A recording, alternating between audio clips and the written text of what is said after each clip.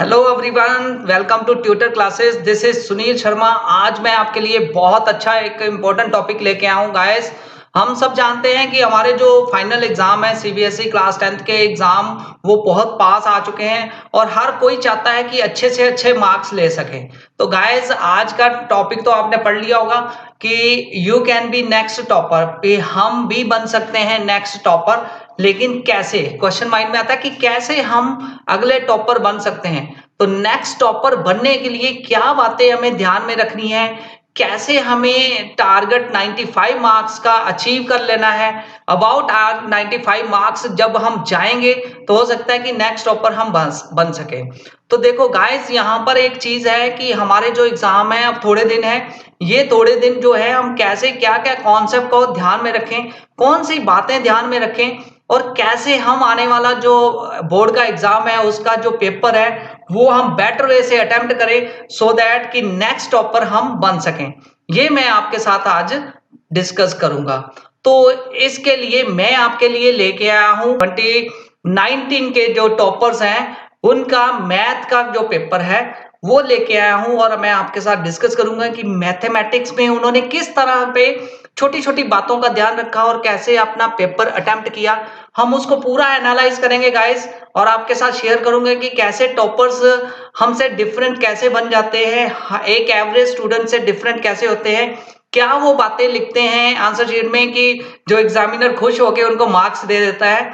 Yes, तो कुछ ना कुछ तो डिफरेंस होगी ना वो जो लिखते हैं वहां पर। तो कैसे बुक तो वही है, हम वही बुक्स पढ़ते हैं, वही क्वेश्चंस को क्रैम करते हैं या वही क्वेश्चंस को समझते हैं, उसको बेटर वे से जो लिख आता है को आंसर शीट में वही आगे टॉपर बन जाता है। तो गाइस शुरू करते हैं आज का सेशन। मैथमेटिक्स में 2019 के टॉपर का हम आंसर शीट को एनालाइज करने जा रहे हैं।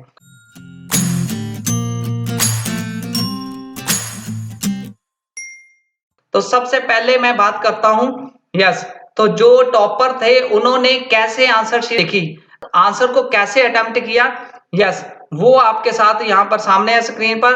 तो फर्स्ट क्वेश्चन जो आया था 2019 का मैथमेटिक्स का, उसमें एक क्वेश्चन आया था। यस, तो हम एनालाइज करते हैं कैसे टॉपर्स ने आंसर शीट को अटेम्प्ट किया, कैसे क्वेश्चन को अटेम्प्ट किया। तो एक क्वेश्चन था express 429 as a product of its prime factor. तो मतलब इस क्वेश्चन को आंसर लिखने में बहुत सारे मेथड्स हैं, कैसे स्टूडेंट्स, कैसे आम बंदा कैसे अटेम्प्ट करता है, आम स्टूडेंट कैसे अटेम्प्ट करता है और टॉपर कैसे अटेम्प्ट करके आए, वो चीज को हम देखते हैं। देखिए, टॉपर से हमें काफी कुछ सीखने को मिलता है। वो कंसेप्ट, वो बातें, वो छोटी छोटी बातें अगर हम ध्यान में रखें, आई होप कि आप भी नेक्स्ट टॉपर बन सकते हो। तो देखो ये क्वेश्चन है 429, ठीक है। तो आम स्टूडेंट क्या करेगा, इसको फैक्टराइज करेगा और सीधा आंसर निकाल लेगा, इसके प्राइम फैक्टर बनाएगा, ठीक है। 3 पे डिवाइड करके इसके प्राइम फैक्टर बना के उसको सॉल्व करके आंसर लिख देगा। लेकिन टॉपर ने कैसे इसको एक्सप्रेस किया, लेट्स सी। देखो टॉपर ने कैसे किया, ये आपके सामने है आंसर, ठीक है। तो अगर मैं नॉर्मल होता तो नॉर्मल मैं लिखता, सीधा ही प्राइम फैक्टर बना के मैं इसके आंसर लिख देता, ठीक है। तो मैं सीधा ही 3 से डिवाइड करके जो भी आंसर आता मैं लिख देता। जैसे यहाँ पे मैंने, ये टॉपर ने आंसर लिखा हुआ है, 3 से डिवाइड किया, ठीक है, 4 to 9 और उसको 1 4 3 आया, फिर 11 से किया, फिर 13 आया, 13 को किया और ये लिखे।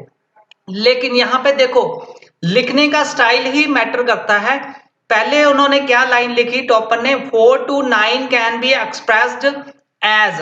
यस, यहाँ पे 4 to 9 को उसने एक्सप्रेस किया कैसे, कैन बी एक्सप्रेस्ड एज, ये लाइन लिखी। उसके बाद उन्होंने साइड पर लेफ्ट राइट साइड पर देखो उन्होंने प्राइम फैक्टर क्रिएट किए। फिर उन्होंने नेक्स्ट लाइन पे 4 to 9 को इक्वल लिख के 3 मल्टीप्लाई बाय 11 मल्टीप्लाई बाय 13, तो ये लिख दिया 3 मल्टीप्लाई बाय 11 मल्टीप्लाई बाय 13। तो ये प्राइम फैक्टर एक्सप्रेस भी किए हैं, साथ में वर्ड भी लिखा है। तो देखने वाला जो एग्जामिनर है इमीडिएटली इंप्रेस हो जाएगा इस तरह के आंसर से और उसको पता लगेगा देखो कितना बेटर वे से लिखा है। अगर एक नॉर्मल स्टूडेंट है वो सीधा यहाँ पे राइट साइड पे हो सकता है ये फैक्टर रफ साइड में बना के सीधा आंसर लिख देता, लेकिन बात ये है कि उसको एक्सप्रेस कैसे किया गया है, कैसे उसको रिप्रेजेंट किया गया है, यही चीज मैटर। आपने जो अपने फाइनल जो आने वाले एग्जाम है उसमें बात ध्यान रखनी है। तो ये पॉइंट ध्यान में रखते हुए आप नेक्स्ट टॉपर बन सकते हैं। तो गाइज ये था कि फर्स्ट क्वेश्चन कैसे अटेम्प्ट किया है। पहले हम सारे क्वेश्चंस को देख लेते हैं, कैसे कैसे क्वेश्चंस उन्होंने अटेम्प्ट किया, क्या क्या बातें ध्यान में रखी, फिर मैं उसको और बेटर वे से एनालाइज करेंगे। तो नेक्स्ट एक क्वेश्चन आया था 2019 में मैथ के पेपर में, right the discriminant of quadratic equation x + 5 की power 2 equal to 2 times 5x - 3। तो गाइज इस क्वेश्चन को अगर आंसर किया जाए तो नॉर्मली ज्यादा स्टूडेंट करेंगे कि यहाँ पे एक्सप्रेस करेंगे इसको पहले स्टैंडर्ड फॉर्म में क्वाड्रेटिक इक्वेशंस को। यस, x + 5 की पावर जो है 2 और इस साइड भी है, इसको 2 को मल्टीप्लाई कर लेंगे और सारी वैल्यूज को एक साइड लेके एक स्टैंडर्ड फॉर्म में क्वाड्रेटिक इक्वेशन को लिखेंगे, फिर डिस्क्रिमिनेंट सीधा ही लिख देंगे। तो गाइस अगर एक नॉर्मल स्टूडेंट लिखता है तो वो कैसे लिखता है, तो सबसे पहले तो इसको एक्सप्रेस कर लेगा एक स्टैंडर्ड फॉर्म में। जनरली ज्यादातर सॉल्यूशन यही आएगा कि स्टैंडर्ड फॉर्म में लिखा जाए। देन सभी लिखेंगे d = b² - 4ac और यहाँ पे b, a और c की वैल्यू पुट करके डिस्क्रिमिनेंट फाइंड कर लेंगे। नॉर्मली ज्यादातर स्टूडेंट इस तरह आंसर लिखते हैं, लेकिन टॉपर्स ने क्या डिफरेंट इसमें आंसर लिखा वो देख लेते हैं। यस, ये देखो टॉपर्स का आंसर। टॉपर्स ने यहाँ पे क्या बातें ध्यान में रखी, सबसे पहले एज इट इज जैसे मैंने बताया x + 5 की power 2 equal to 2 times 5x - 3 इसको एक्सप्रेस किया उन्होंने। यस, इसको स्टैंडर्ड फॉर्म में लिखा। जो लेफ्ट हैंड साइड थी वहां पे पहले ब्रैकेट को खोला, ठीक है, आइडेंटिटी को ओपन किया, आइडेंटिटी लगवा के यहाँ पे जो स्टैंडर्ड फॉर्म लिखी, फिर दूसरी साइड जो राइट साइड थी इक्वल टू के उसको भी एक्सप्रेस किया। और यहाँ पे ये नहीं किया कि यहाँ पे जो चीज कट रही है जैसे 10x कटा और 10x इस साइड लेफ्ट हैंड और राइट हैंड साइड दोनों को काट दिया, ठीक है, दोनों पॉजिटिव थे। यस, फिर -6 को दूसरी साइड लेके वहां पे +6 करके 31 आ गया।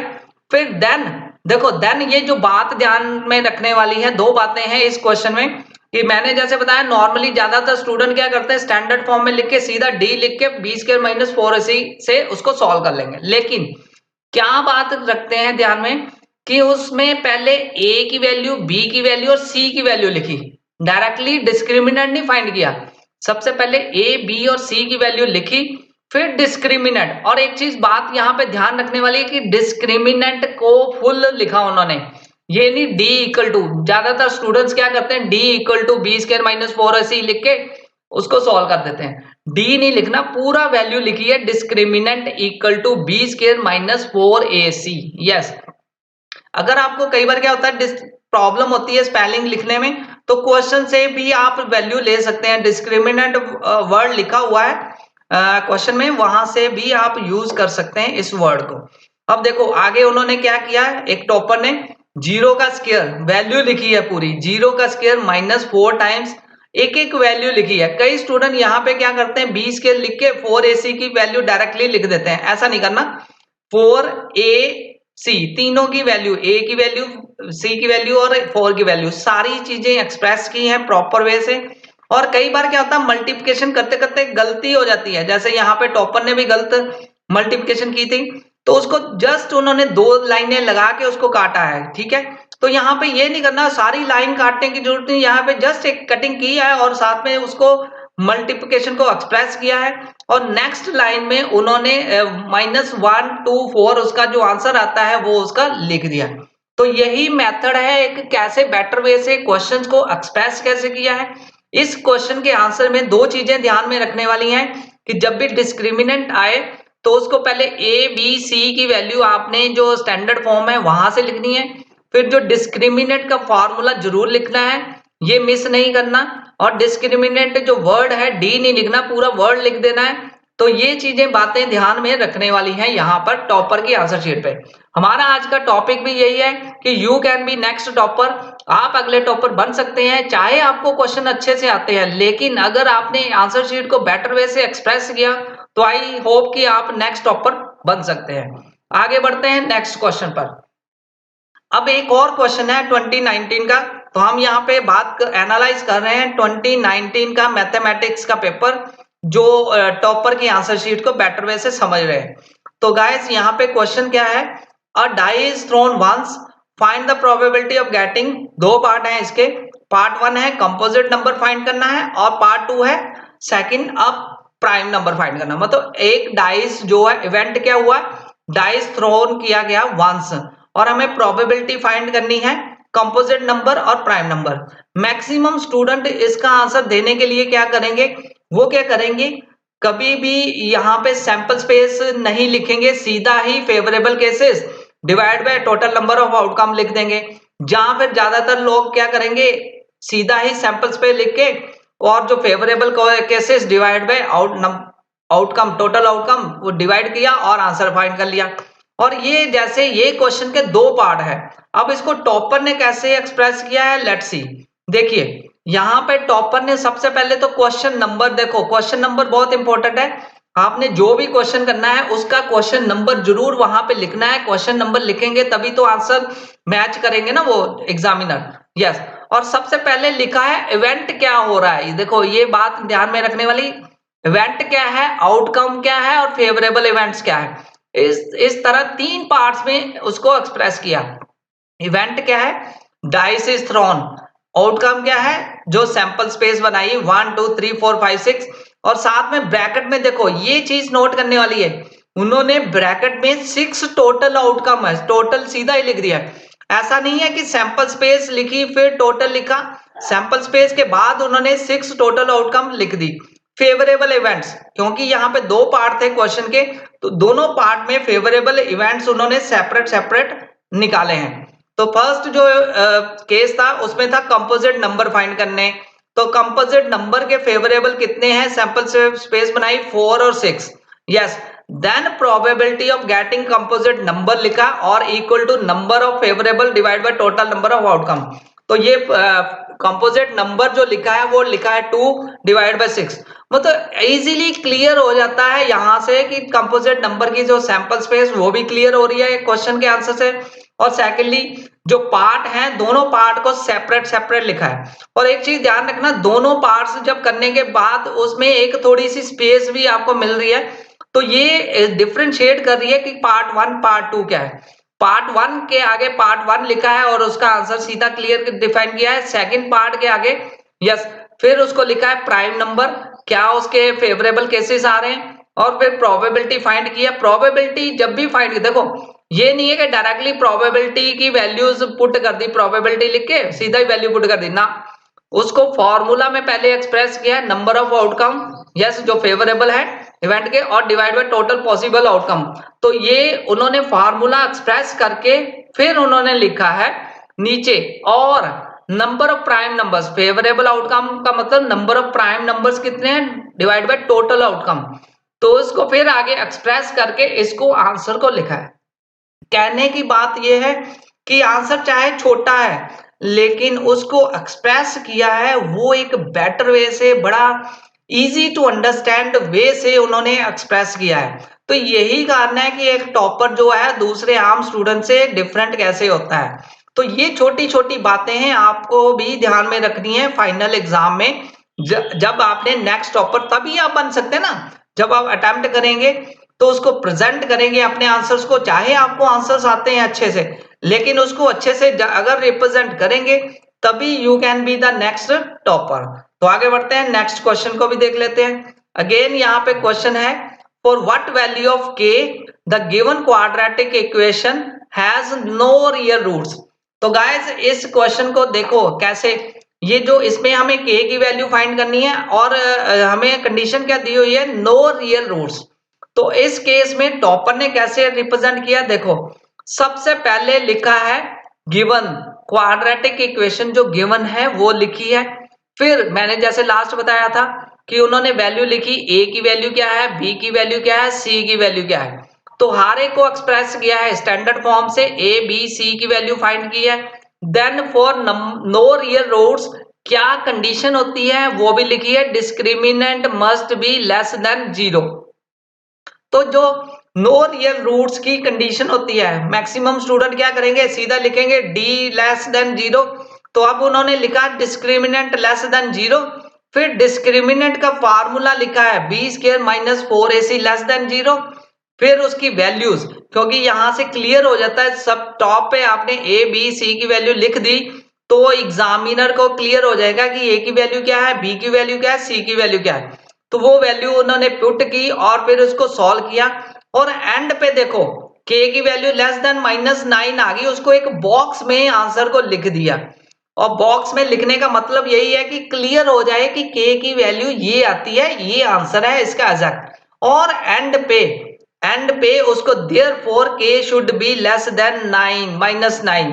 और साथ में देखो एक चीज नोट करने वाली है, लेस देन 9 लिखा है, -9 लेस देन -9 लिख दिया आंसर, साथ में ब्रैकेट में वैल्यूज भी बता दी कि ये वैल्यू हो सकती है -9 से लेस देन होने का। ज्यादातर जो स्टूडेंट्स हैं कि ये बॉक्स तक ही आंसर निकाल के छोड़ देंगे, लेकिन उन्होंने थोड़ा और उसको एक्सप्रेस कर दिया है बेटर वे से कि के की वैल्यू -9 है, उससे छोटी है, और उससे छोटी कौन कौन सी वैल्यूज बनती हैं वो ब्रैकेट में लिख दी, के की value -10 -11 so on dot dot dot so on. तो यही एक बेटर वे है कि कैसे आप क्वेश्चंस को एक्सप्रेस कैसे करते हो आंसर्स में, और वो आंसर्स इस तरह के हों कि एग्जामिनर भी देखने वाला भी खुश हो जाए कि इसने कैसे बेटर वे से दूसरों से डिफरेंट वे से कैसे उसको प्रेजेंट किया है। मेनली प्रेजेंट करना अपने आंसर को वो बहुत मैटर करता है। यहां से एक चीज बात निकल के आती है कि अपने आंसर को बेटर वे से अगर प्रेजेंट कर लिया तो आई होप कि आप भी नेक्स्ट टॉपर बन सकते हैं। अब थोड़ा एक लॉन्ग क्वेश्चन देखते हैं। यस, कि अगर देखो मैथमेटिक्स में सरफेस एरिया एंड वॉल्यूम के क्वेश्चंस भी आते हैं, तो उस तरह का क्वेश्चन अगर फिगर वाला कोई आ जाए डायग्रामेटिक फॉर्म में, तो वो टॉपर कैसे उसको रिप्रेजेंट करते हैं। तो ये क्वेश्चन है, in figure a decorated block is shown that which is made of two solid a cube and hemisphere. देखो क्यूब हेमिस्फीयर पर माउंटेड है, ठीक है, और हेमिस्फीयर के ऊपर माउंटेड है, सॉरी हेमिस्फीयर माउंटेड है। The base of the block दिया हुआ है और हमें फाइंड क्या करना है, total surface area of block और volume of the block formed, ये दो चीजें फाइंड करनी थी। ये 2019 का हम पेपर एनालाइज कर रहे हैं टॉपर की आंसर शीट को। तो गाइस अब देखो टॉपर इस तरह के क्वेश्चंस को कैसे रिप्रेजेंट करते हैं। सबसे पहले मैंने एज यूजुअल जैसे क्वेश्चन नंबर, फिर जो चीजें सबसे पहले हमें रेडियस ऑफ हेमिस्फीयर उन्होंने लिखा, और एक चीज नोट करने वाली है कि डायग्राम भी क्रिएट किया है, रिक्रिएट किया है उसी डायग्राम को। यहाँ पे कुछ बच्चे डायग्राम ना बना के भी आ सकते हैं, लेकिन देखो रिप्रेजेंट करने की बात है, डायग्राम बनाया है और जो हेमिस्फीयर है उसका जो रेडियस है वो भी निकाला है प्रॉपर वे से d/2, और ये डायामीटर को रिप्रेजेंट किया -4.2। नीचे यहाँ पे रेडियस लिखा है r और ये d/2, और यहाँ पे लिखा है ये एक्सप्रेस किया गया है, ठीक है। और ये ब्लॉक को लिखा है क्यूब है, ऊपर लिखा है हेमिस्फीयर एज ए डायग्राम, और ये 6 सेंटीमीटर पूरी लेंथ उसको रिप्रेजेंट की है, और साथ में लिखा है साइड ऑफ क्यूब कितनी होती है 6 सेंटीमीटर। पहले रेडियस ऑफ हेमिस्फीयर निकाला, फिर साइड ऑफ क्यूब निकाली, और साथ में जो डायमेंशंस हैं वो भी लिखी हुई हैं, सेंटीमीटर मीटर। ये बहुत इंपॉर्टेंट पॉइंट है कि जब भी ऐसे मैथ के सम आए तो आपने डायमेंशंस जरूर लिखनी है उसकी, ठीक है, सेंटीमीटर मीटर वैल्यूज जरूर लिखनी है, यूनिट्स जरूर, बहुत इंपॉर्टेंट है, यूनिट्स जरूर लिखने हैं। और सेकेंडली जो भी आप जिस वेरिएबल से रिप्रेजेंट कर रहे हैं, रेडियस को आर से, साइड को क्यूब की ए से, वो भी उन्होंने ब्रैकेट में मेंशन किया है। अब आगे आंसर क्या लिखा है, total surface area of block क्या बनता है, वो पहले फार्मूला रिप्रेजेंट किया है, total surface area of cube plus curve surface area of hemisphere minus area enclose by the base of hemisphere. Means ये जो क्यूब है प्लस कर्व सरफेस लिया है, और जो बेस का 2 बार रिपीट हो रहा है क्योंकि बेस कॉमन है, ये बेस क्यूब में भी काउंट हो रहा है और हेमिस्फीयर में, इसलिए उन्होंने area of enclose by the base of hemisphere पूरा फार्मूला लिखा है उसको वर्ड फॉर्म में। फिर उस फार्मूले को यस लिखा गया है नीचे 6a² plus 4πr² divide by 2 minus 4πr²। Then values put की हैं, ठीक है, और इसमें से 4/2 πr² और माइनस πr² को उन्होंने रिजोल्व कर दिया है माइनस करके, तो जो आंसर बचता है उसको उन्होंने बेटर वे से लिख दिया है, ठीक है। तो आगे फिर बच गया ये 4πr² में से 2πr² माइनस किया तो बच गया 2πr², 2 कट गया और πr², ये कट के उन्होंने वैल्यू लिखी, फिर देन वैल्यू पुट की है। ये नहीं कि मैक्सिमम स्टूडेंट क्या करेंगे, यहाँ पे इसकी वैल्यू पुट करेंगे, यहाँ पुट करेंगे और यहाँ पे फिर लंबा सम हो जाएगा। उन्होंने क्या किया, पाई आर स्क्वायर रिपीट हो रहा था इसलिए पाई आर स्क्वायर को कॉमन निकाला और एंड पे जो आंसर निकाला है उसमें देखो सेंटीमीटर क्यूब स्क्वायर जो है एरिया का, वो यूनिट्स जो है वो हर एक लाइन में देखो रिप्रेजेंट किए हैं यूनिट्स। तो ये चीज बड़ी मैटर करती है, यूनिट्स को एक्सप्रेस करना, छोटी छोटी बातें, ये छोटी छोटी बातें ही आपको टॉपर बना सकती हैं अगर आप इन पे ध्यान दें, इन पे फोकस करें। तो ये है कि कैसे टॉपर्स ने इस तरह के क्वेश्चन जब आए तो उनको कैसे अटेम्प्ट किया, क्या क्या बातें ध्यान में रखी, ये मैंने आपके साथ शेयर किया। आई होप कि आज का जो सेशन है आपको काफी अच्छा लगा होगा और आपने जो टॉपर्स की आंसर शीट से वहां उसको बेटर वे से एनालाइज किया होगा और एनालाइज करके आपने भी समझा होगा कि कौन कौन सी छोटी छोटी बातें आपको ध्यान रखनी है आने वाले सीबीएसई क्लास 10th के बोर्ड के एग्जाम में, सो दैट आप भी नेक्स्ट टॉपर बन सकें। Thanks a lot for watching this video guys, take care, bye.